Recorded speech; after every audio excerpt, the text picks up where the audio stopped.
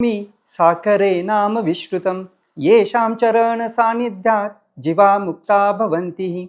साखरे वंशविख्यातं ज्ञानदानपरायणं विनायकं गुरुं वन्दे भवबन्धविमुक्तये।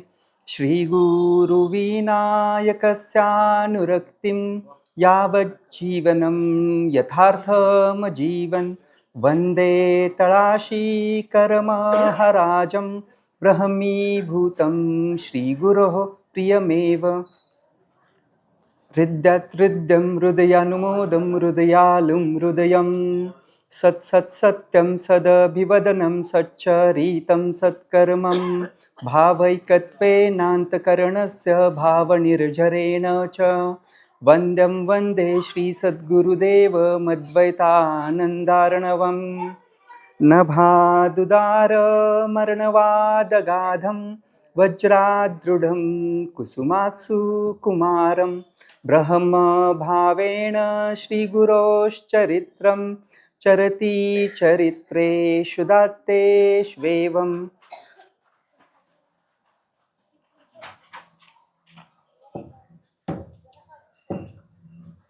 आज आपणा सर्वांना ज्ञात आहेच की आजच्या म्हणजे या सप्ताहामध्ये जवळजी यांच्या म्हणजे या संत शिरोमणींच्या स्मृतीप्रित्यर्थ हा जो सप्ताह आपला आहे, ह्या सप्ताहातला आजचा तिसरा दिवस आणि तिसऱ्या दिवसाची सेवा करण्याचं एक भाग्य मला लाभलेलं आहे। ते खूप मोठं भाग्य आहे आणि आपणा सर्वांच्या कृपा आशीर्वादाने, आमचे श्री गुरुवर्य हबप उद्धव जांभळे महाराज यांच्या कृपा आशीर्वादाने आणि आपणा सर्वांच्या आशीर्वादाने, पांडुरंगाच्या आशीर्वादाने आपण आजच्या सेवेला सुरुवात करू।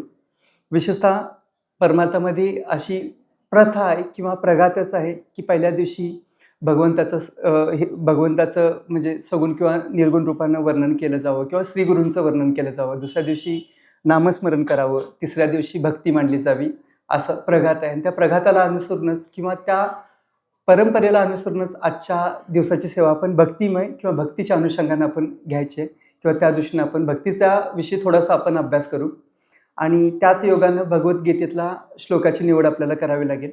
तसं बघायला गेलं तर हा श्लोक म्हणजे भक्ती मांडण्यासाठी भगवंतांनी ज्या रीतीनं सुरुवात केलेली आहे म्हणजे ह्याच्यामध्ये भगवद्गीतेमध्ये, त्या अनुषंगाने आपण बघायला गेलं तर अध्याय क्रमांक 7व्या अध्यायातील 18वा श्लोक की तेषां 17वा श्लोक तेषां ज्ञानी नित्ययुक्त एक भक्तिर्विशिष्यते प्रियः हि ज्ञानिनोत्यर्थम अहम सच मम प्रिय।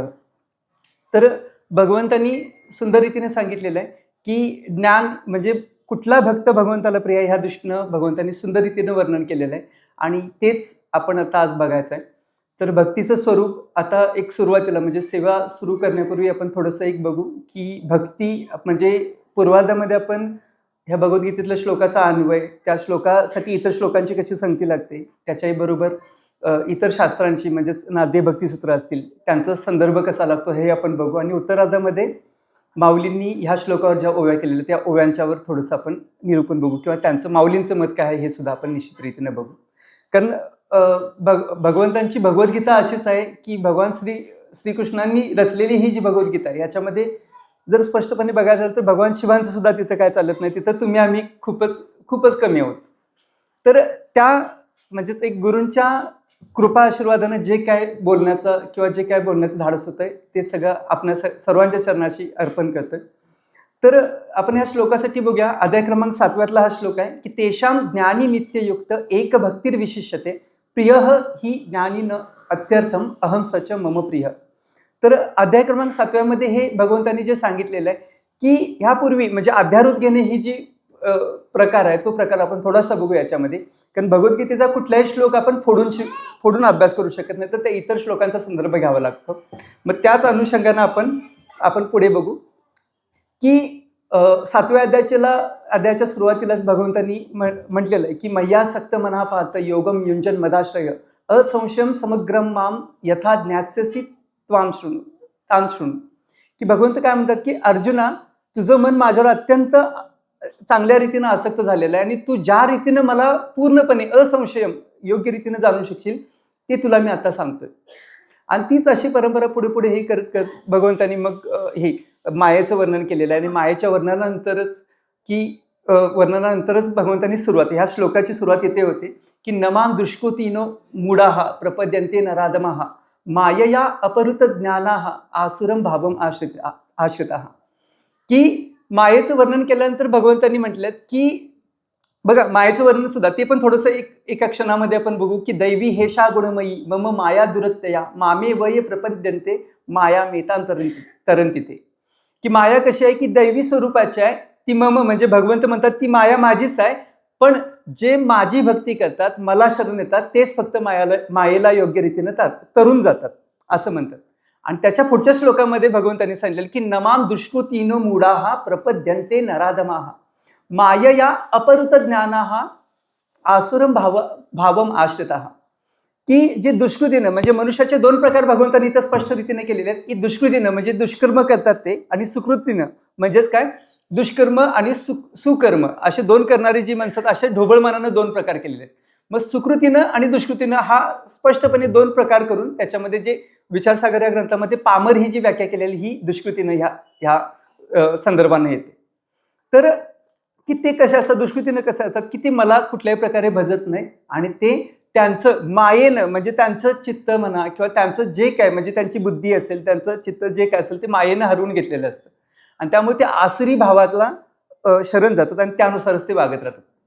आणि त्याच्यानंतर भगवंतांनी म्हटलेलं आहे की चतुर्विधा भजन्ते माम जनाः सुकृतिनोर्जुन आर्तो जिज्ञासु अर्थाती ज्ञानीच भरतर्षभ. भगवंत सुंदर रीतीने म्हणतात की दुष्कृतीनं कोण जे भगवंताला भजत नाहीत म्हणजे ढोबळमानानं आपण जर बघायला गेलं तर जे भगवंताला भजत नाहीत ते सगळे दुष्कृतीमध्ये येतात. आणि दुसरे जे भगवंतांना भजतात त्यांच्यामध्ये परत 4 प्रकार पडले आहेत की चतुर्विधा म्हणजे 4 प्रकारचे भक्त आहेत की जे मला भजतात.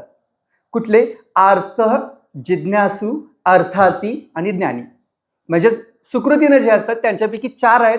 त्याच्यामध्ये आर्त म्हणजेच काय रोगानं पछडलेला किंवा संकटामध्ये सापडलेला असा जो भक्त आहे आणि जो भगवंताची भक्ती तो आर्त.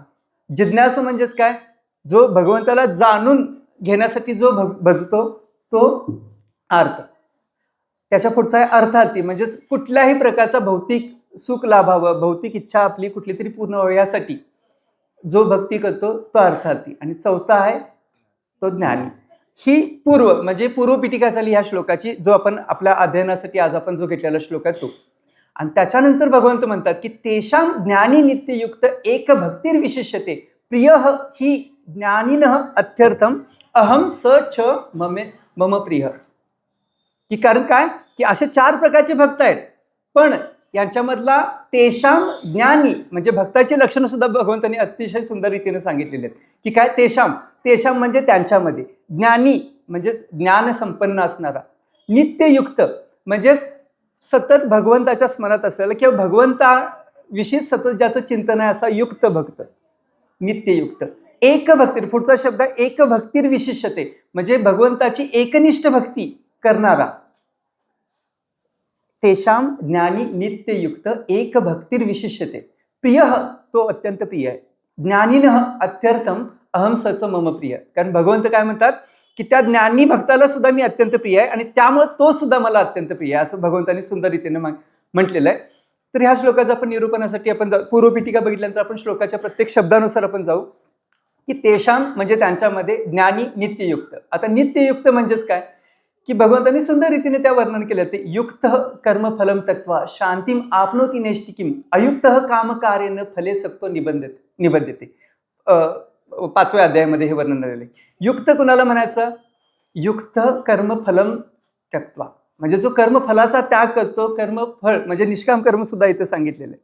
तर एक आपण कर्म भक्ती ज्ञान किंवा उपासना या सगळ्या गोष्टी आपण वेगवेगळ्या करून अभ्यासू शकत नाही. तर त्या सगळ्या एक प्रत्येक गोष्ट ही परस्पर पूरकच आहे. त्यांचं स्वरूप थोडं किंचित थोड्या भेदानं जरी वेगवेगळं जरी असलं तरी निश्चित त्यांच्यामध्ये कुठेतरी समन्वय कुठेतरी त्यांच्यामध्ये एकता आहे आणि त्या रीतीनेच भगवंताने हे म्हटलेले आहे. युक्त कर्मफलम त्यक्त्वा शांतीम आपनोती नैष्टिकीम अयुक्त कामकार्येन फले सक्तो निबद्धते. म्हणजे युक्त कुणाला म्हणायचा की जो कर्मफळाचा त्याग करतो, सर्व प्रकारे कर्म करून सुद्धा त्या कर्मफळाचा त्याग करतो तो युक्त. आणि अयुक्त कोण? अयुक्त कामकार्येन फले सक्तो निबद्धते म्हणजे फळाच्या आशेमध्ये जो गुंतलेला असतो त्याला अयुक्त म्हटले. म्हणजे साध्या सरळ स्पष्ट व्याख्या भगवद्गीता तसं म्हणायला गेलं तर म्हणजे सूत्ररूपाने जर आपण बघत गेलो तर निश्चित रीतीनं सुंदर रीतीनं सांगितलं. भगवंतांनी प्रत्येक गोष्टीचं अगदी सूक्ष्म रीतीनं वर्णन केलेलं, फक्त आपण तिथपर्यंत पोहोचत नाही.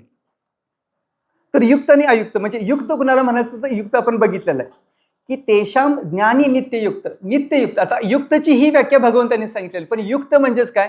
आता साधी सरळ गोष्ट, युक्त मय हे संस्कृत मधले सुंदर हे आहेत, म्हणजे हे लागतात, म्हणजे उपसर्ग जसे असतात प्रादी, म्हणजे एखाद्या शब्दाच्या अगोदर प्रादी जसे लागतात तसे उपसर्गानंतर प्रत्यय सुद्धा लागतात, की संस्कृतमध्ये शब्दांना प्रत्यय जे लागतात ते प्रत्यय.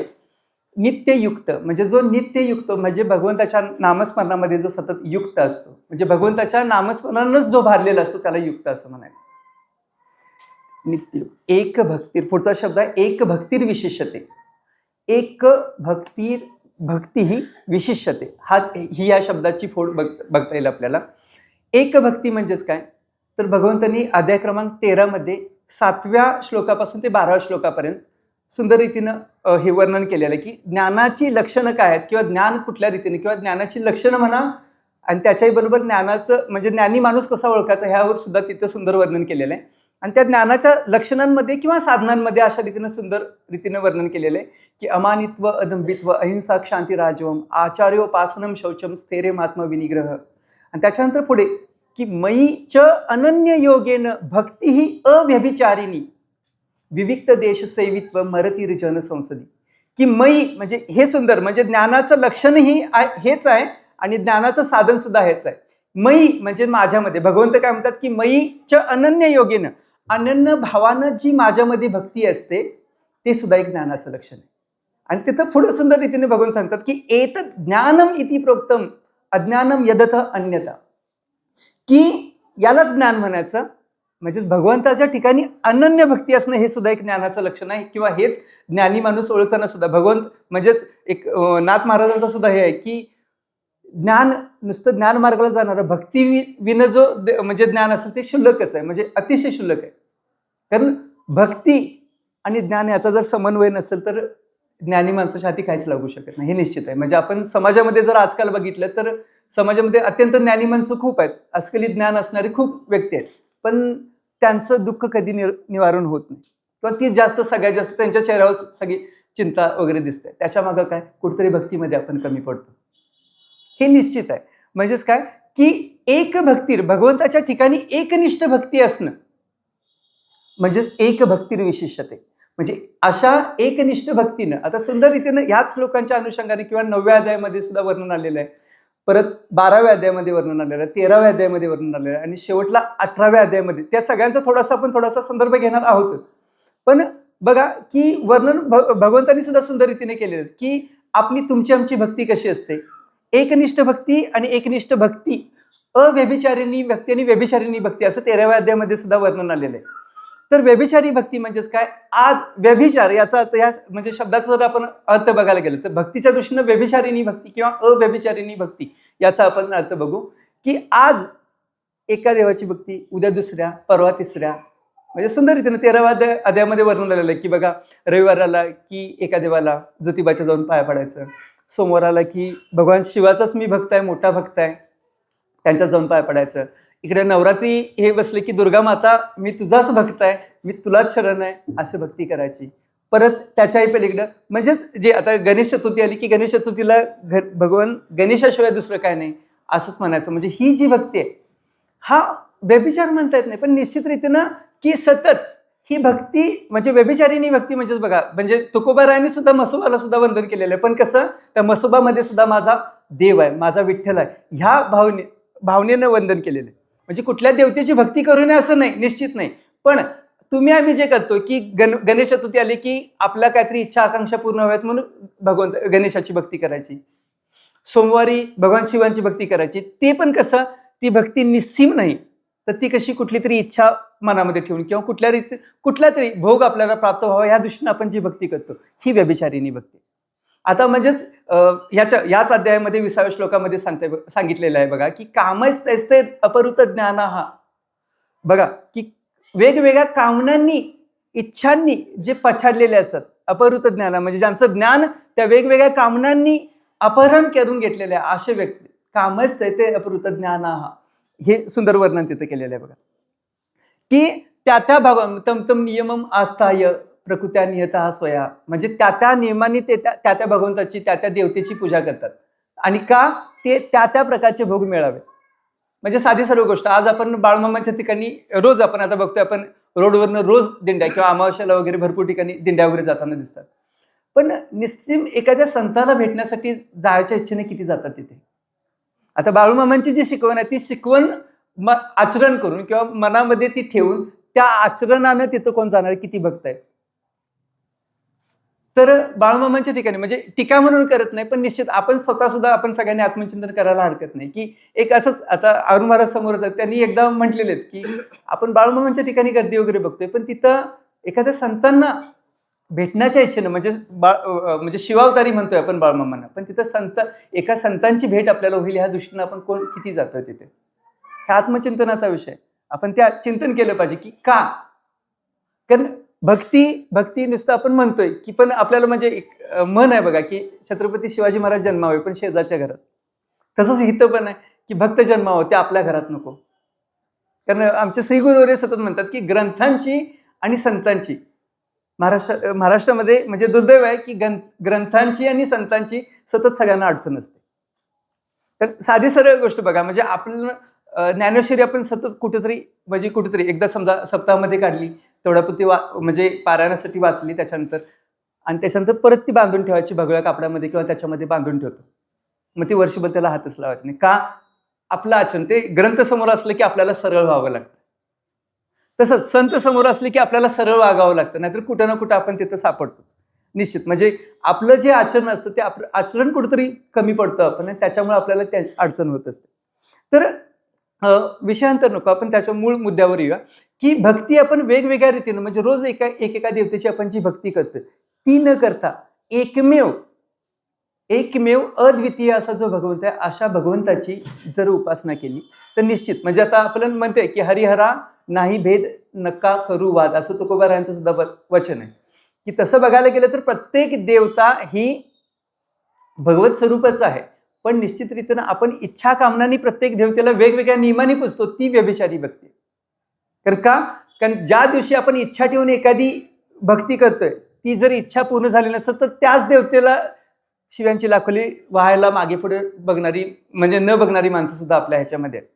इच्छा पूर्ण झाली तर बरं, नाही तर चला ह्यो देव काय आपल्याला पावला नाही, चला दुसऱ्या देवाकडे जाऊया. त्या देवतेने पूर्ण केलं तर बरं, तर नाही तर पुढच्या देवतेकडे जायचं, मग पुढच्या देवते. ही व्यभिचारी भक्ती.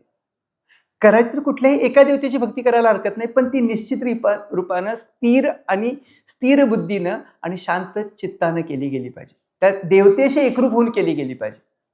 ती एकनिष्ठ भक्ती आणि तीच अव्यभिचारिणी भक्ती म्हणतात. कारण ह्या गोष्टी म्हणजे मयीच अनन्य योगीने भक्ती ही अव्यभिचारिणी, ह्या दृष्टीने आपण ह्या श्लोकाचा म्हणजे तेषाम ज्ञानी नित्ययुक्त एक भक्तीर विशिष्यते असं हे पहिलं चरण आहे. आणि दुसरं त्याच्यानंतर पुढे भगवंत म्हणतात की प्रियः ही ज्ञानीनः अत्यर्थम अहम सच मम प्रिय. कारण तो भक्त मला अत्यंत प्रिय आहे आणि त्याला सुद्धा मी अत्यंत प्रिय आहे. ह्या दुसऱ्या चरणाचा असा सुंदर अर्थ होतो. आता जर व्याख्या करायची झाली तर भक्तीचं स्वरूप आता आपण म्हटलं, हा श्लोकाचा आपण असा थोडासा अन्वय बघितला.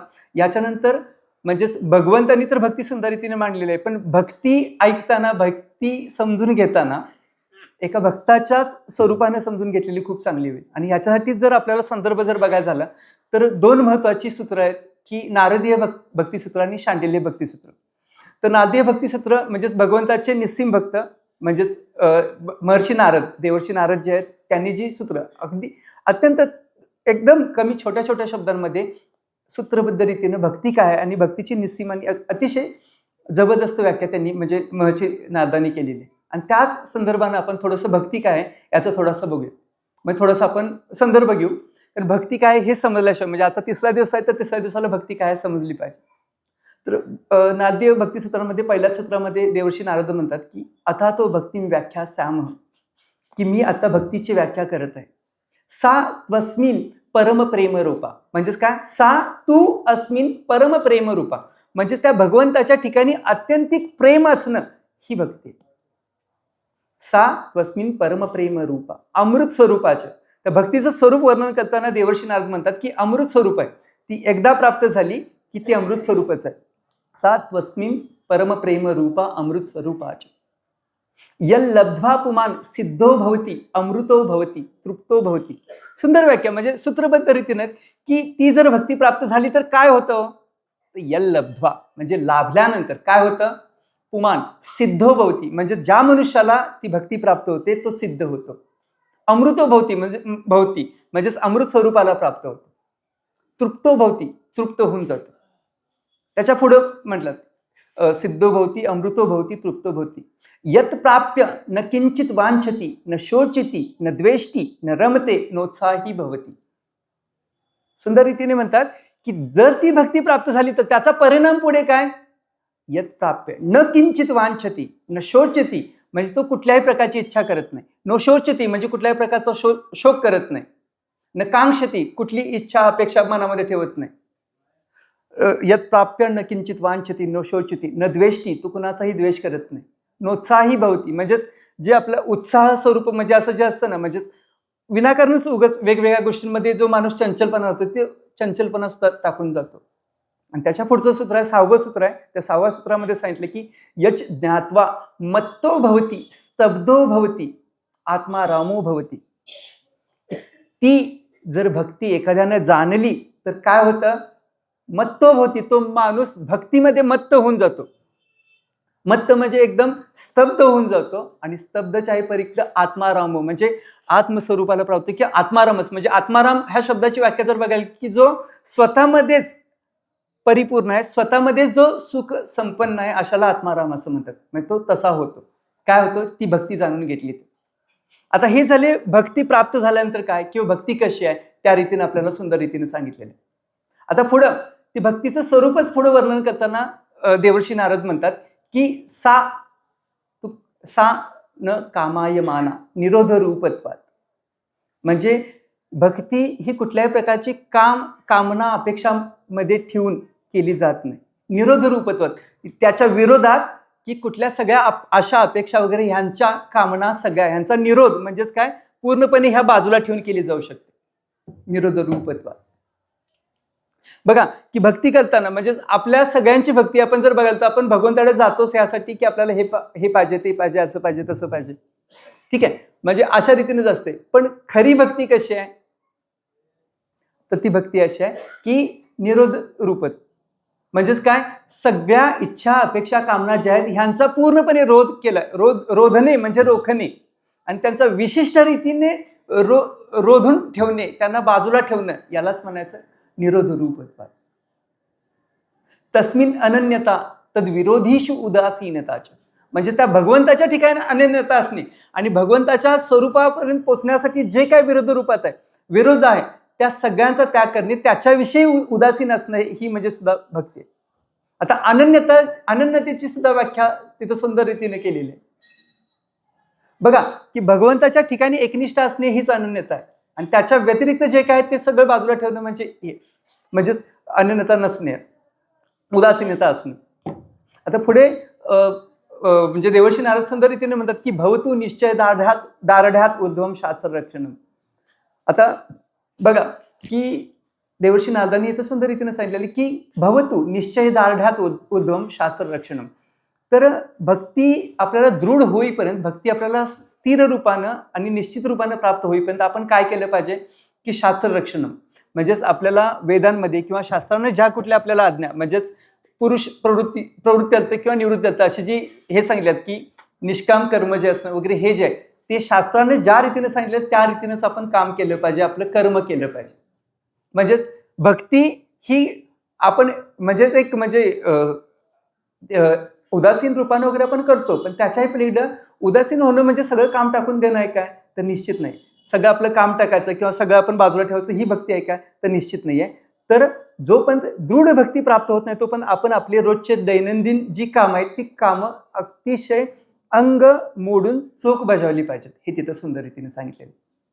आता भक्तीचं स्वरूप आणि पुढे सांगताना किंवा वेगवेगळ्या आचार्यांची मतं काय आहेत ही सांगताना सुद्धा देवर्षी नारदांनी सुंदर म्हटलेलं आहे की तल्लक्षणा आणि वाचन ते नाना मतभेदात. म्हणजेच ते भक्तीचे लक्षणं वेगवेगळ्या आचार्यांनी वेगवेगळ्या स्वरूपात सांगितलेले. मग त्याच्यात सगळ्यात पहिल्यांदा महर्षी व्यासांचं तिथं मत घेतलेलं आहे की पूजा दिश्व अनुराग इति पाराशर्य म्हणजे भगवंताची पूजा अर्चना करणं, याच्या ठिकाणी अनुराग म्हणजे प्रीती असणं, प्रेम असणं, यालाच भक्ती कुणी म्हटलंय? देवर्षी व्यासांनी म्हटलेलं, म्हणजेच महर्षी व्यासांनी म्हटलेलं. कथादिश्विती गर्ग म्हणजे गर्ग ऋषी जे आहेत, म्हणजे महाभारतामध्ये ज्यांचा गर्ग ऋषी असा उल्लेख आहे, त्या गर्ग ऋषींचं मत काय आहे? कथादिश्वी म्हणजे भगवंताचे कथा कीर्तन ह्या श्रवण करण्यामध्ये ज्यांना रस असणं, हीच भक्ती आहे. कोण म्हणतं? महर्षी गर्ग. आत्मरती विरोधेन इति शांडिल्य म्हणजे शांडिल्य. मग कशी शांडिल्य भक्ती सूत्रांचा आपण जो केला, तर त्यांच्या सगळ्या सूत्रांचा आपण जर संदर्भ घ्यायचा, तर आत्मरती म्हणजे भगवंत आपल्या आत स्वरूपात जे आत्मस्वरूप ज्या त्यात तिथपर्यंत पोहोचण्यापर्यंत बघा, जे तिथं पोहोचण्यासाठी जे जे कुठलं आचरण आहे ते त्याच्यामध्ये रती असते. आत्मरती अविरोधेन म्हणजे आत्मरती अविरोधेन म्हणजे त्याच्या विरोधात न राहणं, म्हणजेच आत्मरती म्हणजेच आपल्या आत्मस्वरूपापर्यंत पोहोचण्यापर्यंत जे आवश्यक आहे ते सगळं करणं, आणि ते म्हणजे आपल्या आत्मस्वरूपापर्यंत पोहोचणार जे काय विरुद्ध आहे त्याचा सगळ्याचा त्याग करणं, याला म्हणायचं म्हणजेच भक्ती. कोण म्हणते? शांडिल्य म्हणतात. आणि त्याच्यानंतर त्यांनी स्वतःचं मत मांडलेलं की नारदस्तु तदर्पिता खिलाचारता तद विस्मरणे परम व्याकुलते तिच्या. आणि ते काय म्हणतात की नारदस्तु देवर्षी म्हणजे ते स्वतःचाच उल्लेख करून सांगतात की काय? नारदस्तु तत् अर्पित अखिल आचारता. काय? की त्या भगवंताला आपलं सगळं अखिल म्हणजे संपूर्ण आचारता म्हणजे सगळे आपलं आचरण ते भगवंतालाच अर्पण करणे. तद विस्मरणे परम व्याकुलता इतिच म्हणजेच त्या भगवंताचं जेव्हा आपल्याला हे होतं काय विस्मरण होतं त्यावेळी परम व्याकुळ होणं, हीच खरी भक्ती आहे. आणि त्याचं उदाहरण सुंदर रीतीने त्यांनी दिलेलं आहे की यथा व्रज गोपिका नाम. यथा म्हणजेच ही अशी भक्ती कोणी केलेली आहे? तर त्या व्रजातल्या म्हणजे गोकुळामधल्या ज्या गोपिका आहेत त्यांनी केलेली आहे. सुंदर रीतीने सांगितलेलं की यथा व्रज गोपिका नाम. त्याच्यानंतर पुढं तिथं सुंदर रीतीने सांगितलं की न तत्रापि महात्म्य ज्ञान विस्मृती अपवाद. आता बघा, ही भक्ती करताना की गोपिकांना श्रीकृष्ण कोण होते किंवा भगवान श्रीकृष्ण कोण होते हे माहीत नव्हतं का? तर तुम्ही आम्ही म्हणजेच एक आपण बघतोय की आता आपण भगवान श्रीकृष्णांचं जेवढं म्हणजे एक सुंदर रीतीने एका लेखकाने सुद्धा वापरलेलं की भगवान श्रीकृष्णांचा वापर प्रत्येक जण करतोय. भगवान श्रीकृष्ण म्हणतात म्हणायचं आणि आपलंच काहीतरी 2-4 शब्द टाकायचे, असं सगळं प्रत्येक सगळीकडे चाललेलं. म्हणजे भगवान श्रीकृष्णांचं वापर कुठेही म्हणजे कुठल्याही कार्यक्रमात कुठल्याही ह्याच्यामध्ये प्रत्येक जण आपापल्या दृष्टीनं आपापल्या रीतीने करत असतात. सगळ्या ठिकाणी भगवान श्रीकृष्णांचं नाव वापरलं जातं.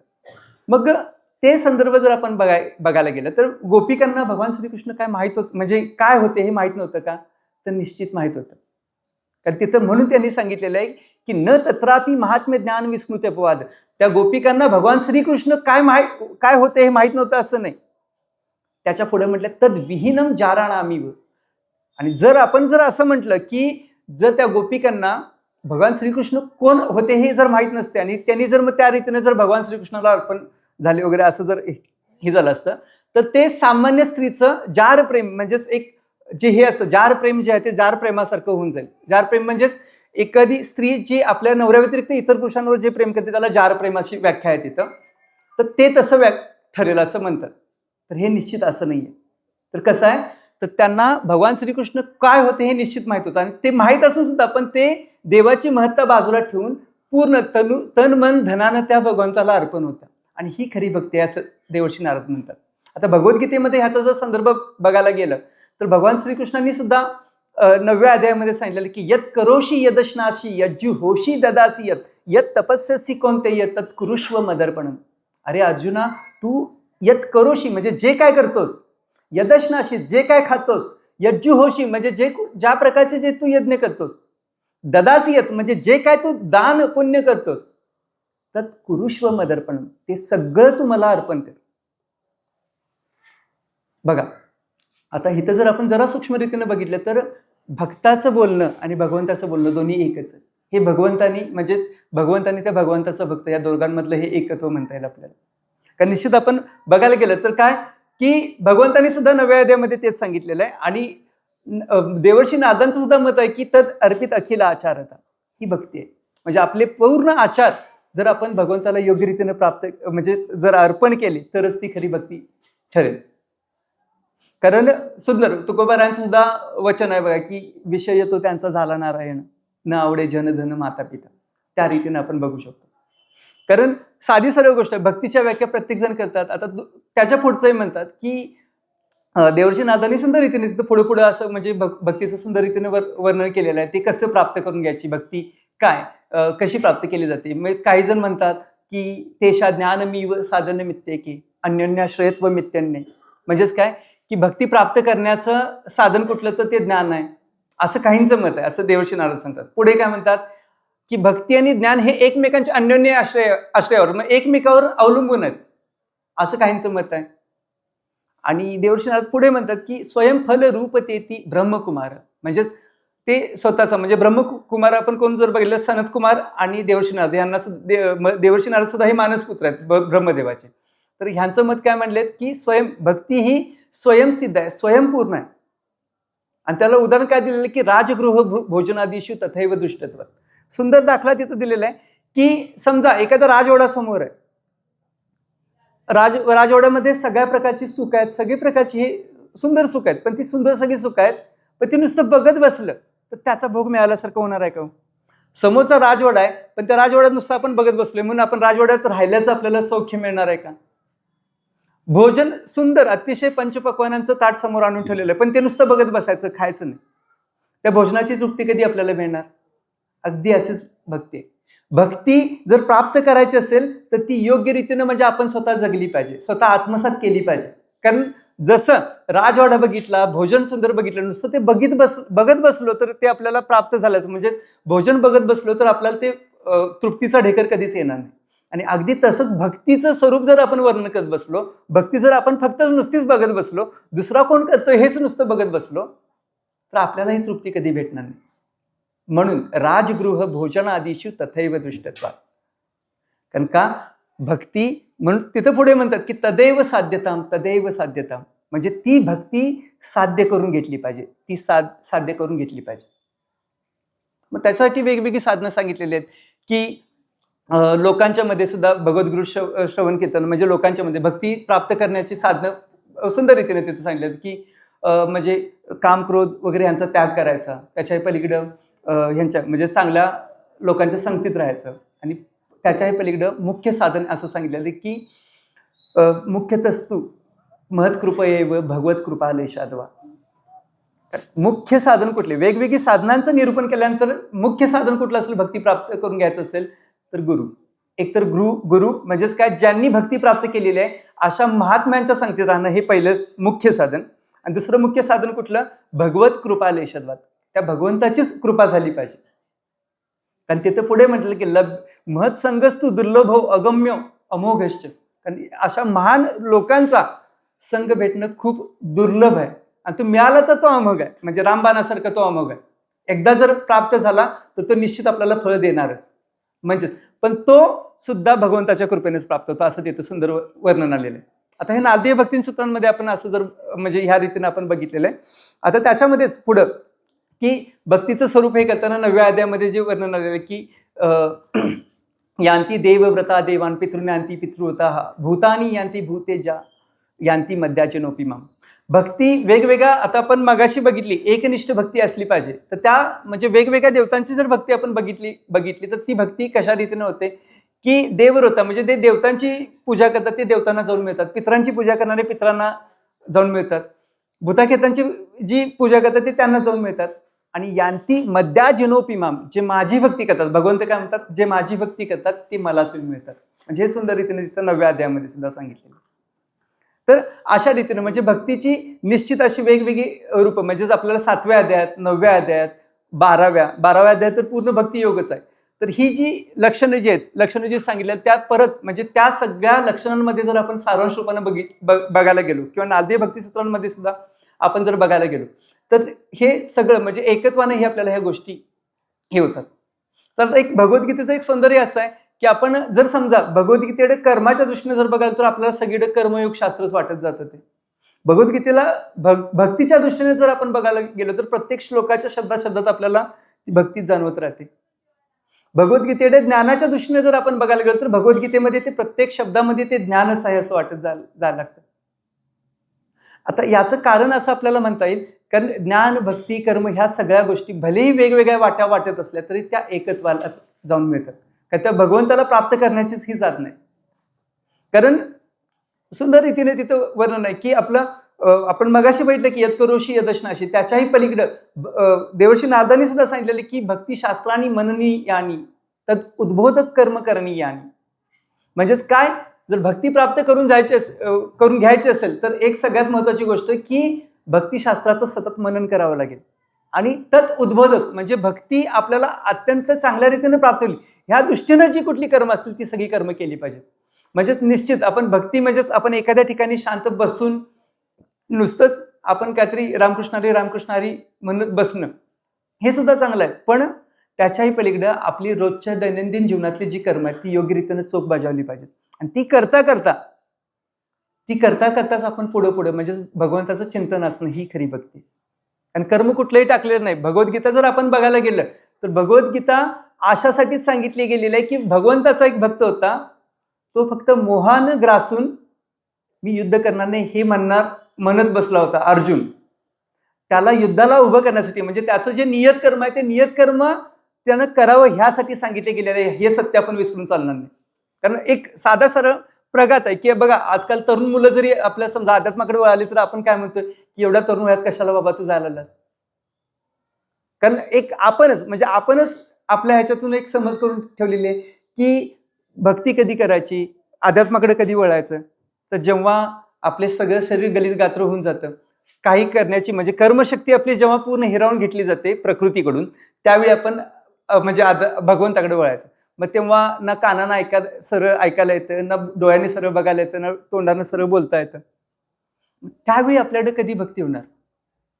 पण भक्ती तर भगवद्गीता किंवा हे शास्त्र जे आहे ते तरुण वयात किंवा अत्यंत लहान वयात जर मिळालं तर अतिशय उच्च दर्जाची चरित्र आपल्या देशातून निर्माण होते.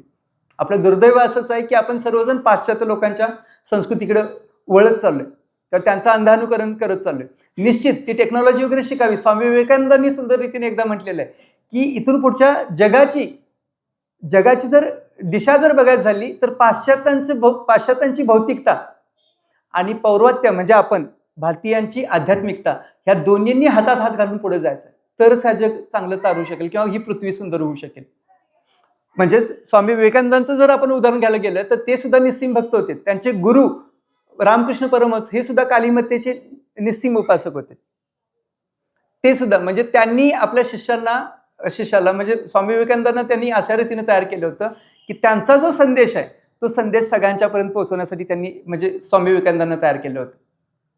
आणि तेच म्हणजेच त्यांनी जेव्हा भारत भ्रमण केलं, म्हणजे जेव्हा स्वामी विवेकानंद परिपूर्ण तयार जेव्हा झाले तेव्हा त्यांनी भारत भ्रमण केल्यानंतर आपल्या देशामध्ये त्यांनी बघितलं की आपल्या देशामध्ये त्यांना दिसलं की सगळा देश म्हणजे आपला एवढा आध्यात्मिक देश असून सुद्धा पूर्ण पछाडलेला म्हणजेच कसं दुर्बल झालेला आहे किंवा सगळ्या दृष्टीने गरिबीनं पछाडलेला आहे वगैरे अशा दृष्टीने. तर ह्याच्या मागची कारणं त्यांनी शोधून काढलीत आणि तीच गोष्ट म्हणजे आपल्या भारतीयांची आध्यात्मिकता तिथं पोचून तिकडली भौतिकता आपल्याकडे आणण्यासाठी स्वामी विवेकानंद तिकडे गेले होते, म्हणजे शिकागो धर्म परिषदेमध्ये.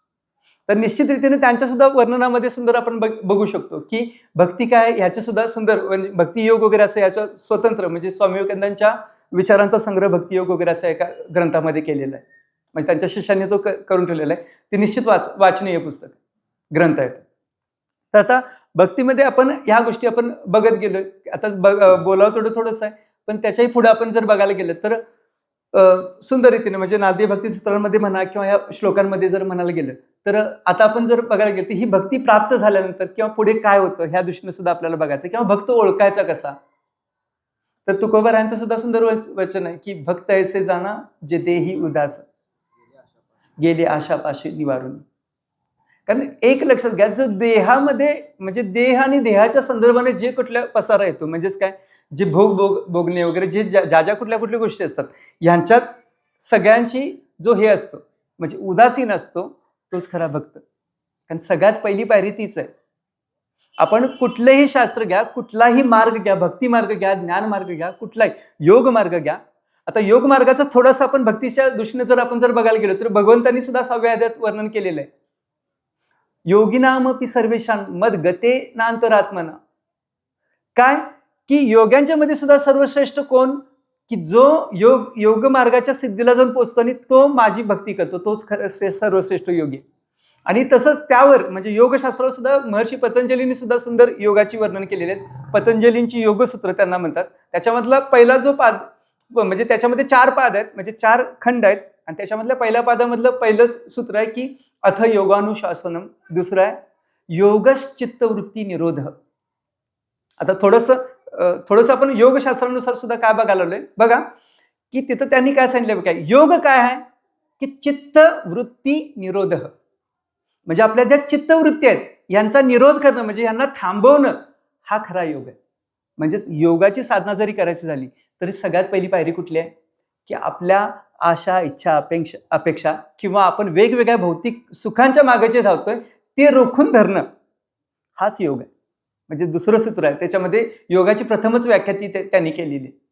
आणि अगदी हाच नियम इकडे सुद्धा, म्हणजे भक्ती जरी प्राप्त करायची असले तरी सुद्धा, म्हणजे आपण 7वं सूत्र मगाशी बघितलं ना आद्य भक्ती सूत्रांमध्ये, त्याच्यामध्ये सुद्धा सांगितलेलं की सा न तू कामाय माना निरोध रूपत्व.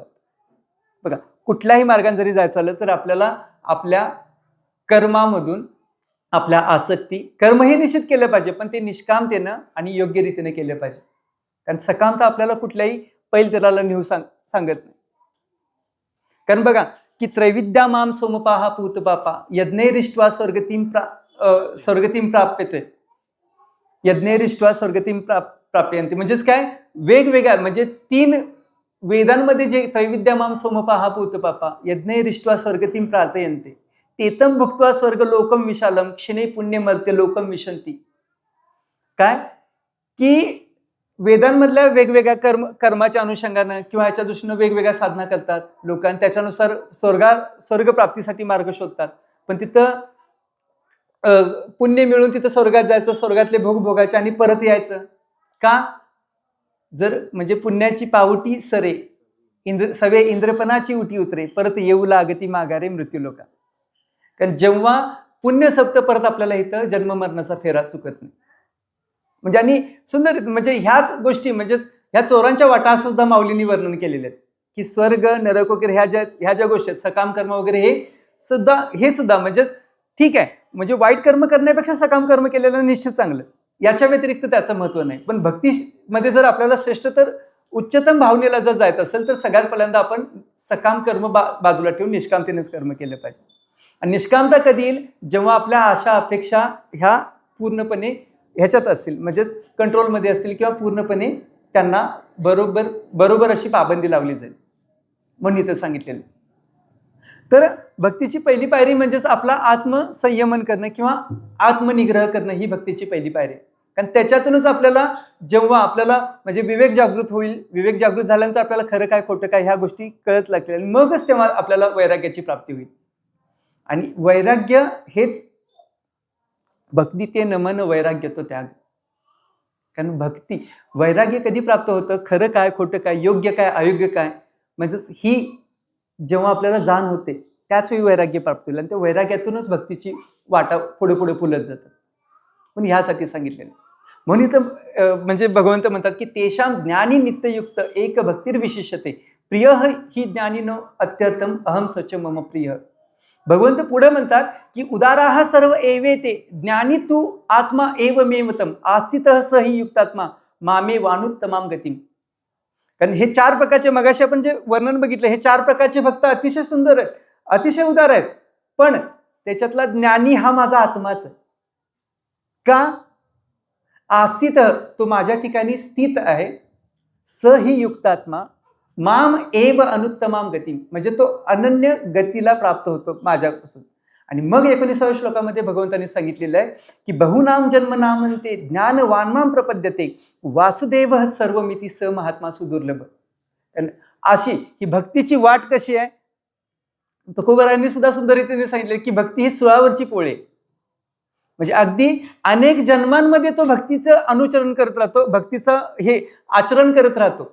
आणि असंच प्रत्येक जन्मात म्हणजे प्रत्येक मनुष्य जन्मात म्हणजे आपले भरपूर असे जन्म होतात, ते भरपूर मनुष्य जन्मांमध्ये भक्ती करत करत करत जसा तो पुढे जातो की जेव्हा ती अशी स्थिती येते की त्याला अनन्य भक्ती ज्यावेळी प्राप्त होते तो त्याचा शेवटचा जन्म ठरतो. बहुनाम जन्म नाम अंते, अनेक जन्मानंतर, पुष्कळ जन्मानंतर शेवटच्या जन्मांमध्ये ज्ञान वान्माम प्रपद्यते, की जो ज्ञानवान होतो आणि तो ज्ञानातूनच मला भजू लागतो. वासुदेव सर्वमिती स महात्मा सुदुर्लभ. कारण त्याला असं जाणवू लागतं की हे सर्व चराचर म्हणजे आजूबाजूला जे काय दिसतंय ते सगळं काही वासुदेवच आहे, असं जो जाणवू लागतो. ज्ञानवानमा प्रपद्यते वासुदेव सर्वमिती स महात्मा सुदुर्लभ. आणि असा महात्मा आहे तो खूपच दुर्लभ आहे. आपण जर बघितलं ज्ञान भक्ती हे वेगवेगळं म्हणजे आजकाल महाराज लोकांच्या मध्ये सुद्धा मोठी मोठी भांडणं लागलेत की ज्ञान श्रेष्ठ की भक्ती श्रेष्ठ. अहो देवर्षी नारदांनी पण तेच सांगितलंय किंवा आपल्या भगवंतांनी सुद्धा सांगितलं ज्ञान आणि भक्ती हे वेगळं नाहीच आहे ना मुळात. आता मगाशी आपण बघितलं 13व्या अध्यायामध्ये मईच्या अनन्य योगेनं म्हणजे माझ्या ठिकाणी अनन्य भक्ती असणं हे सुद्धा एक ज्ञानाचं साधन आहे किंवा ज्ञानाचं लक्षण आहे. कारण साधन आणि लक्षण हे दोन्ही ह्याच्यामध्ये हे नको. कारण एक गोष्ट लक्षात घ्या की लक्षणं जी असतात ती सिद्धस्य लक्षणानी साधकस्य साधनानी भवंती. म्हणजे सिद्ध लोकांची जी लक्षणं त्यांची जी लक्षणं म्हणजे ते जे दिसतात किंवा त्यांचं जे आचरणाच्या दृष्टीने जे काय दिसतं तेच साधकांसाठी साधन होतं. म्हणजेच काय की आता मगाशी जी लक्षणं अमानित्व अदंभित्व ही सिद्ध लोक म्हणजे जे ज्ञान प्राप्त ज्यांनी योग्य रीतीने करून घेतलेलं आहे अशी ज्ञान प्राप्त करून घेतलेली व्यक्ती त्यांचे अमानित्व म्हणजे ते कुठल्याही प्रकारचा मान म्हणजे मान अपमान वगैरे ह्याच्या पलीकडे जातात. दांभिकता नसते ही त्यांच्यामध्ये नैसर्गिकरित्या म्हणजे ते ज्ञानाचा प्रकाश म्हणून भक्तीचा प्रकाश म्हणून ते त्यांच्यातून हे होतात. पण तेच तुम्हा आमच्यासाठी ही साधनं होतात. म्हणजे त्यांच्यासारखं आपण वागायचा प्रयत्न करत नाही. कारण का 3ऱ्या अध्यायामध्ये प्रसंग की यद्यदाचरती श्रेष्ठ असतात देवे तरोजन स यत् प्रमाणम कृते लोकस्तत अनुवर्तते. ज्ञानाच्या किंवा अधिकाराच्या दृष्टीने जे वर्ती असतात त्यांचंच अनुकरण समाज करत असतो. म्हणून त्यांचं अनुकरण करणं म्हणून हे लक्षण आणि साधन हे दोन्ही शब्द तिथं एकमेकांचे पर्याय तिथं वाचले. त्याच्यामध्ये थोडंसं कन्फ्युजन नको. तर ह्या रीतीनं असं आपण बघू शकतो. तर ह्या म्हणजेच आपण हे जे बघितले की अशी लक्षणं म्हणजेच काय भगवंताच्या ठिकाणी जन्मनामन ते ज्ञान मन प्रपद्धती वगैरे हे जे बघितलेत की ही लक्षणं ह्या लक्षणाने आपण भक्तांना जाणू शकतो. आता थोडंच त्याच्याच पुढे जर आपण बघायचं झालं तर भक्तीमध्ये पुढं 15व्या अध्यायात 14व्या अध्यायात ह्यांचे शेवट जरी बघितले तर त्याच्यामध्ये सुंदर रीतीने सांगितलेलं की 14व्या अध्यायामध्ये गुणातीत ह्या व्यक्तीचं सुद्धा वर्णन तिथं सांगितलेलं आहे. गुणातीत म्हणजे काय गुणानाम अतीत म्हणजे गुणांच्याही पलीकडे 3 गुण सत्वम रजस्तम इति गुणा हा प्रकृती संभवा निबध्नंती महाबाहो देही देही नमवेम. सत्व रजतम असे 3 गुणात ह्या 3 गुणांच्या पलीकडे गेलेला आहे त्याला गुणातीत म्हणायचं. पण तिथंही सुद्धा भगवंतांनी सुंदर रीतीने सांगितलेलं की गुणातीत झालेला व्यक्ती सुद्धा श्रेष्ठ गुणातीत कुठला की जो माझ्या ठिकाणी अनन्य भावाने असं 14व्या अध्यायाच्या शेवटच्या म्हणजे शेवटच्या 2-3 श्लोकांमध्ये वर्णन आलेलं आहे.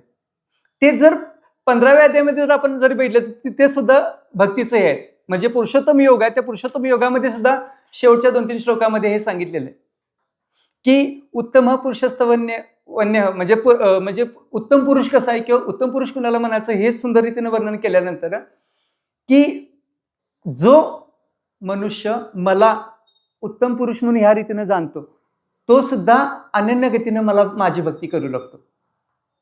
इति गुह्यतमं शास्त्रम इदम उक्तम मया नग एतद बुद्ध्वा बुद्धिमान स्यात् कृतकृत्यश्च भारत. की जो मला योग्य रीतीनं जाणतो तो माझ्या अनन्य भक्तीनं तो माझ्या म्हणजे त्याला सुद्धा अनन्य भक्ती माझी प्राप्त होते. मग ज्ञान आणि भक्तीमध्ये कुठं फरक कुठे. आता 16व्या-17व्या अध्यायामध्ये म्हणजे वर्णन वगैरे आलं. त्याच्यानंतर 18व्या अध्याय जे आपण येतोय 18व्या अध्यायातले शेवटचे जे श्लोक आहेत म्हणजे विशेषतः 54 आणि 55 श्लोक ह्याच्यामध्ये सुद्धा भक्तीचं वर्णन आलेलं आहे की ब्रह्मभूत प्रसन्नात्मा न शोचिती न कांक्षती. बघा की त्याच्यामध्ये की जो ब्रह्मभूत म्हणजे ब्रह्मज्ञान ज्याला प्राप्त झालेला आहे असा व्यक्ती तो कुठल्याही प्रकारच्या आशा अपेक्षा वगैरे यांच्या हे राहत नाही आणि तो भक्तिमयी पराम कृत्वा म्हणजे तो सुद्धा माझ्या ठिकाणी अनन्य रीतीने आसक्त होतो असं तिथं वर्णन आलेलं. आणि हे सगळं झाल्यानंतर सुद्धा भगवंतांनी परत आणि 18व्या अध्यायाचे म्हणजेच एक साधी सर्व गोष्ट आपण एखाद्या व्यक्तीला समजून सांगताना किंवा आपण एखाद्या व्यक्तीला समजून सांगितलं तर शेवटला निश्चित रूपानं सारांश रूपानं आपण सगळा हे सांगतो. तर त्या शेवटचे जे 61व्या अध्याय म्हणजे 61व्या श्लोकापासून 18व्या अध्यायातील ते शेवटच्या 78व्या श्लोकापर्यंत भगवंतांचं जे बोलणं आहे म्हणजे भगवान उवाच मध्ये जे ज्या गोष्टी आल्या तर त्याच्यामध्ये सुद्धा सारांश रूपानं भगवंतांनी सांगितलेले की इति गुह्यत म्हणजे आता हे जे आपण बघितलं तर भगवंतांनी तिथं सुंदर रीतीने सांगितलेलं आहे की तुला अर्जुना मी हे ज्या रीतीने तुला सांगितलंय ते तू शांत रीतीने ऐकून घेतलंस. आता त्याच्यावर तू जे करशील ते म्हणजे योग्य रीतीने समजलेलं असं त्या दिशेने करशील ते. आणि याच्याही पलीकडे भगवंत सांगतात की सर्व गुह्य तमम भूय, तुला गुह्यातलं गुह्य म्हणजे गुड मधलं गुड असं तुला जर सांगायचं झालं तर ते काय सांगतोय, तर मला अनन्य भावानं शरण आहे. माझी अनन्य म्हणजेच काय, अनन्य भावानं मला तू शरण आहे. अनन्य भावानं तू मला शरण येऊन माझं आपलं प्रत्येक काम तू मला अर्पण कर. असं जर करशील तर काय होशील, अहम त्वा सर्व पापेभ्य मोक्षयिष्यामि मा शुचः. आणि तुला मी प्रत्येक पापातून मुक्त करेन, अजिबात घाबरू नको. सुंदर रीतीने तिथे सांगितलं. आणि भक्तीचे स्वरूप म्हणजे आता ह्याच भक्तिशास्त्राचा म्हणजेच काय भगवद्गीतेचा जो माझ्या भक्तांमध्ये हे करेल त्याच्यासारखा प्रिय मला कोण असणार नाही, असं सुद्धा सुंदर तिथं वर्णन आलेलं आहे. तर भक्तीमध्ये जर आपण ह्या दृष्टीने जर बघायला गेलं तर भगवद्गीतेमधले भक्तीसाठी लागणारे जे श्लोक आहेत त्या सुंदर यांचं आपण धांडोळा घेतलेला आहेच. आता त्याच्यानंतर माऊलींनी ह्या श्लोकाच्या अनुषंगाने ज्या ज्या काही ओव्या हे केल्या त्या ओव्यांचा थोडंसं आपण संदर्भ घेऊ आणि मग आपण प्रवचन सेवेला पूर्णविराम देऊ. बघा, ते आतु तो आतिचेनी व्याजे, जिज्ञासू तो जाणाव्या लागी भजे, तिजेनी तेने इच्छिजे अर्थसिद्धी.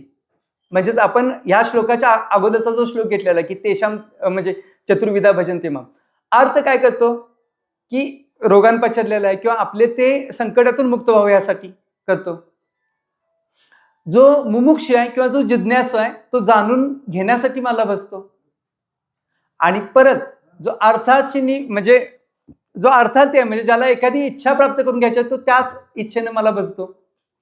पण त्याच्याही पलीकडं बघा, मग चौथियाच्या ठाई काहीच करणे नाही म्हणून भक्तू एक उपाही ज्ञानी या जो. पण जो चौथा भक्त आहे तो चौथा भक्त कसा आहे की त्याच्या ठिकाणी कुठलीच इच्छा नाही किंवा ती कुठल्याच अपेक्षेनं किंवा म्हणजे ह्या तिघांच्या पेक्षाही वेगळा आहे. आणि तोच कसा आहे, तोच ज्ञानी भक्त आहे. तो जो ज्ञानी भक्त आहे तो सर्वश्रेष्ठ भक्त आहे असं माऊलींनी सुद्धा तिथं वर्णन केलेलं आहे. कारण नारदीय भक्ती सूत्रांमध्ये सुंदर रीतीने सांगितलेलं की भक्ती म्हणजे गौणी भक्ती म्हणून असे वर्णन तिथं केलेलं आहे. गौणी त्रिधा असं तिथं वर्णन आलेलं आहे की 3 प्रकारची भक्ती म्हणजेच काय की सत्वरजतम ह्या 3 गुणाच्या अनुषंगाने अशी एक भक्ती एक सांगितलेली आहे. 3 गुणांच्या अनुषंगाने 3 प्रकारची भक्ती सांगितलेली आहे. आणि ही गौणी म्हणजेच अर्थ जिज्ञासा आणि अर्थात ही जी करतात ही गौणी भक्ती आहे. आणि प्रमुख जी भक्ती आहे ती ज्ञानातून जी प्राप्त होते ती ही जी भक्ती आहे ही सर्वश्रेष्ठ भक्ती आहे असं इथं सुद्धा वर्णन आलेलं आहे. कारण बघा आमचे श्री गुरुवर्य सुद्धा सतत म्हणतात की ज्ञान म्हणजेच भक्तीमध्ये म्हणजे मनुष्यानं भक्ती करत राहावं, भक्तीतून ज्ञान प्राप्त व्हावं आणि ज्ञानातून जेव्हा ज्ञान प्राप्त होतं त्या ज्ञानातूनच आणि भगवंताची भक्ती व्हावी. म्हणजेच काय, ज्ञानोत्तर भक्ती व्हावी. आणि ती ज्ञानोत्तर भक्तीच सर्वश्रेष्ठ आहे. कारण सर्वश्रेष्ठ कारण कसं की प्रत्येक जण म्हणजे 3 प्रकारचे गौण त्रिधा म्हणजे 3 प्रकारचे आपण जे भक्त बघितले ते फक्त आपापल्या इच्छेनंच हे करत असतात. पण जो ज्ञानी असतो त्याला कुठलेही काही प्राप्त करून घ्यायसाठी भजत नाही. तर त्यानं भगवंताला योग्य रीतीने जाणून घेतलेलं आहे आणि म्हणूनच तो सर्वश्रेष्ठ किंवा उत्तम भक्त ठरतो. आता बघा पुढच्या ओळीमध्ये, जे तया ज्ञानाचे नि प्रकाशे फिटले भेदाभेदांचे कवडसे, मग मीची झाला समरसे आणि भक्तू ही तेवीची. पुढे म्हणतात परी अनिकांची दिठी नाविक, जैसा स्फटिकुची आभासे उदक, तैसा ज्ञानी नव्हे कौतुक सांगता तो, जैसा वारा का गगनी विरे, मग वारे पण वेगळे नुरे, तेवी भक्त हे पैजे नसरे जरी ऐक्या आला. तर कसं आहे, आपण स्फटिक जर बघितला, स्फटिक जर पाण्यात टाकला, शुद्ध स्वच्छ पाण्यामध्ये टाकला तर तो स्फटिक पाण्यापासून वेगळा दिसत नाही. पण खरा भक्त तसा नाही. दुसरा दृष्टांत माऊली देतात की आता आपण जर बघतो, आपण इथे बसलोय, आपला वरती आकाश आहे पण आकाशामध्ये वारा पण आहे. तर आता वाऱ्याचं अस्तित्व आपल्याला कधी दिसतं की जेव्हा वारा हलत असतो किंवा वारा वाहत असतो तेव्हा आपल्याला अस्तित्व जाणवत असतं. पण जेव्हा स्थिर सगळं असतं त्यावेळी वाऱ्याचं अस्तित्व जाणवत नाही. मग तिथं वारा नाही का, तर आहे, निश्चित आहे. पण कसं असतं की जो स्फटिक पाण्यामध्ये टाकल्यानंतर तो तिथं दिसून येत नाही, तसं स्वरूप नाही. तर खरं स्वरूप कसं की वारा हा गगनामध्ये असतोच पण तो आकाशाशी एक रूपात असतो. मग तसा भक्त सुद्धा तो आतून भलेही बाहेरून तुम्हाला वेगळा दिसत असेल, मग तो तुमच्या आमच्यासारखी रोजची कर्म करताना जरी दिसत असला तरी पण तो भक्त कसा असेल की आतून माझ्याशी एकरूप असेल. तो आतून एकरूप होऊनच आपलं प्रत्येक कर्म कर्म करत असेल, तो खरा भक्त, असं इथं वर्णन आलेलं आहे. पुढे बघा, तैसे शरीर शरीर हन कर्मे तो भक्तो ऐसा गंगे परी अंग अंतरंग प्रतिती धर्मे मीची झाला. आताच आपण जो बघितलं की तो बाहेरून कर्म करताना तो दिसतो, पण अंतरंग प्रतिती धर्मानं तो माझ्याशी एकरूप आहे, म्हणून तो खरा भक्त आहे. पुढे म्हणतात बघा की आणि ज्ञानाचे उजिडलेपणे मी आत्मा ऐसे तो जाणे म्हणून मीही त्याचेची म्हणे उचंबळला सांगता.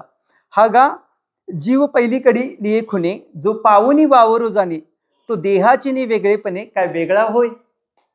म्हणजेच काय की भलेही असं सगळं असलं तो आपली इतर कर्म करताना दिसत असेल किंवा हे असेल, पण अंतरप्रतीतीने तो माझ्याशी एकरूप आहे, म्हणून ते देहाच्या वेगळ्या होण्यानं तो माझ्याशी वेगळा आहे काय हो, तर निश्चित नाहीये. कारण का, तर असंच ज्ञान प्राप्त होऊन ज्ञान प्राप्त करून भक्ती जो करतो तो सर्वश्रेष्ठ भक्त असं तिथं वर्णन केलेलं आहे. आणि असा जो ज्ञानी भक्त आहे तो ज्ञानी भक्त भगवंताला प्राप्त होतो किंवा त्या रीतीनं तो भगवंताशी एकरूप होतो.